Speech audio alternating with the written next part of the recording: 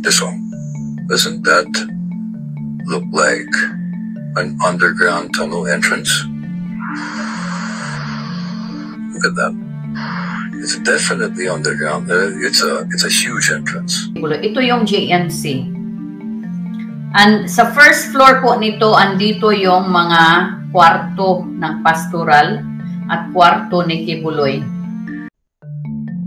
Isang nakakilabot at nakaka-excite na revelasyon ang ating nasagap, mga kaibigan, dahil ang sikretong lagusan ng kinaroroonan ni Pastor Apollo Kibuloy ay natuklasan na, at sino ang nakatuklas nito at ano ang gagawin ngayon ng PNP patungkol sa bagay na ito.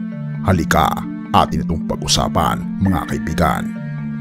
Ilang mga concern na mga citizen ang nagpaabot ng kanilang tulong patungkol sa pagdadakip sa fugitive na pastor na si Pastor Apollo Kibuloy, dahil kapansin-pansin ang paghihirap ng mga pulis, gayon din ng mga KOGC members na ipagtanggol ang kanilang pastor.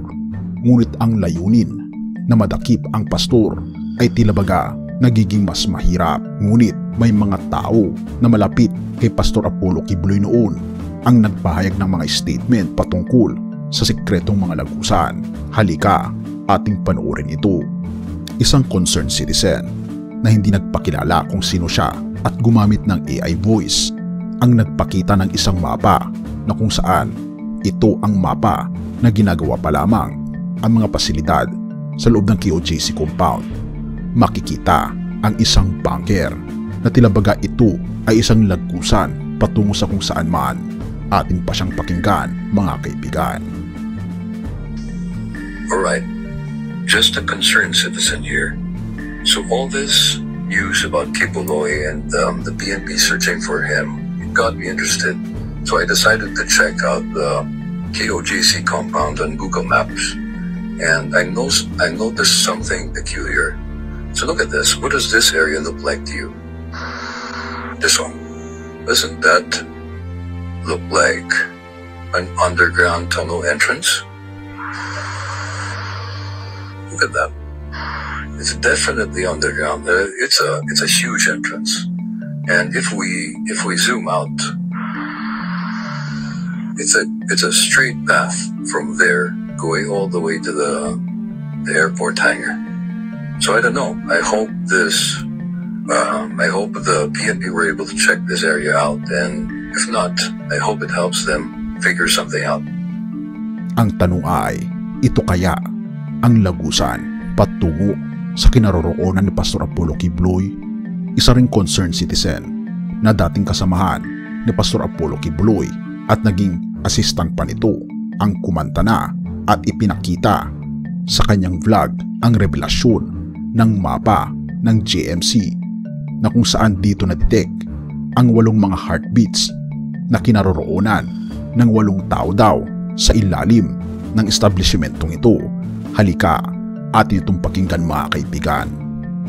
Pakita ko sa inyo. Regalo ko sa inyo ngayong Lunes ng umaga dyan sa Pilipinas sa lahat ng ating mga viewers. Ito guys, ito yung mapa. Close in na map sa compound ni Kibuloy. Ito yung JMC. And sa first floor po nito, andito yung mga kwarto ng pastoral at kwarto ni Kibuloy. At yung admin, andito din. Asan ba yung heartbeat, guys? Ito yung tinatawag nila na Heart of David sa grupo ni Kibuloy at ni Kibuloy. Ito yung Heart of David. Nakita nyo guys, itong circle na itong may arrow dito. Ito yung Heart of David na sinasabi. Diyan nila na manmanan itong 8 heartbeats na it's highly likely na yung 8 heartbeats na yon sila yon ni Kibuloy, at dahil dinamay nila si Stephanie dito sa pagtago-tago nila, kaya naging 8. So ngayon, saan yung pwedeng entrance nito? Before yung entrance ng mga underground ni Kibuloy ay nasa kwarto lang ni Stephanie at kwarto niya. Pero hindi po natin alam ngayon na nagbago na. According to our sources po, nahirapan yung ating PNP.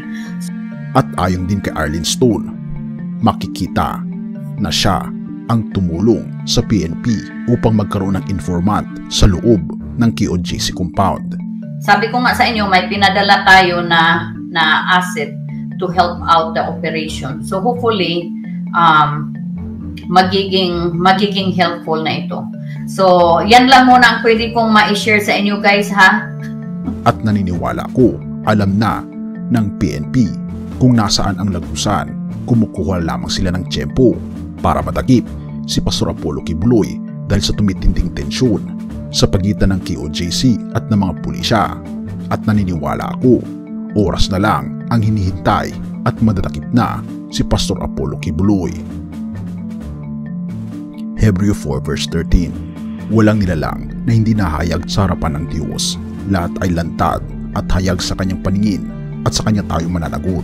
Ang talatang ito mula sa aklat ng Hebreo ay isang paalala sa ating lahat na walang anumang bagay, maliit man o malaki, ang maaaring maitago mula sa ating Panginoong Diyos. Ang bawat kilos, salita at kaisipan natin ay hayag sa kanyang mga mata. Sa isang banda, ito ay maaaring magdala ng takot o pag-aalinlangan, lalo kung alam natin may mga bagay tayo na hindi kalugod-lugod sa kanya. Ngunit sa kabilang banda, ito rin ang nagbibigay sa atin ng katiyakan na ang ating Panginoon Diyos ay lubos na nakakaalam sa lahat ng ating pinagdadaanan, kasama ang ating mga pag-aalinlangan at mga lihim na pasakit.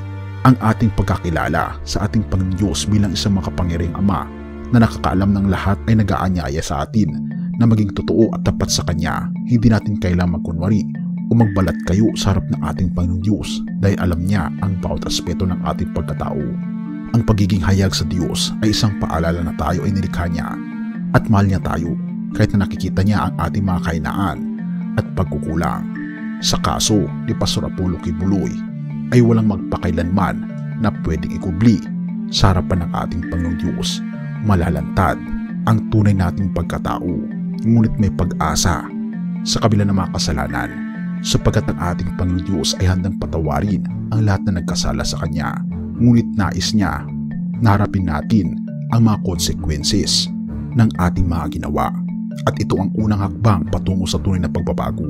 Aminin ang ating pagkakasala at harapin ang katotohanan. At tayo tatanggapin ng ating Panginoong Diyos at pakakalinisin niya sa lahat ng ating mga pagkakasala kung tayo ay hingi ng tawad sa Kanya. Purihin ang ating Panginoong Diyos at salamat mga kaibigan sa iyong panonood. Tayo manalangin. Ama naming banal, makapangyarihan naming Diyos, tunay nga po Ama na wala pong lihim na hindi nahayag. Tulungan niyo po kami Ama na makita po ang buong kaliwanagan, makita po ang aming mga kasalanan at mahayag po namin ito sa inyo at makarequest po kami ng kapatawaran. Tulungan niyo kami Panginoon na magkaroon ng pagbabago sa aming masama at makamundong puso. Tulungan niyo rin Panginoon si Pastor Apollo Kibuloy kasama ng kanyang mga kasamahan na harapin ang kanilang mga kasalanan at inyo po silang alagaan upang makamit po nila ang tunay na pagbabago sa kanilang buhay. Gabayan niyo rin Panginoon ang mga pulisya, gayon din ang mga miyembro ng QOJC na magkaroon nawa Panginoon ng maayos na pakikitungo sa bawat isa na wala pong masasaktan. Bagkus Panginoon, maharap po namin ang katotohanan.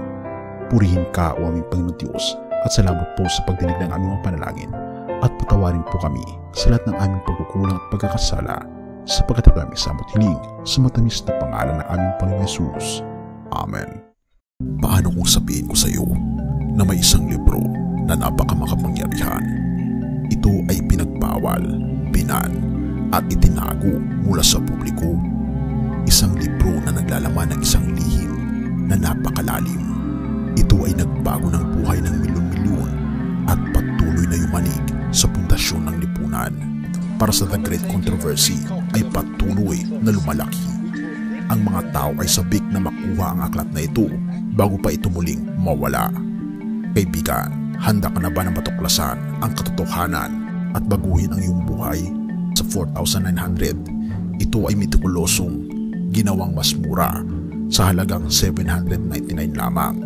May kasamang libreng shipping at ito ay limitadong stock lamang dahil gusto lang namin ibahagi sa inyo kung ano ang nakita namin na magbubukas sa iyong mga mata sa mas maliwanag at mas masayang kinabukasan. I-click ang link sa ibaba upang mag-order at siguraduhin makuha ang iyong kopya bago pa maubos ang stock.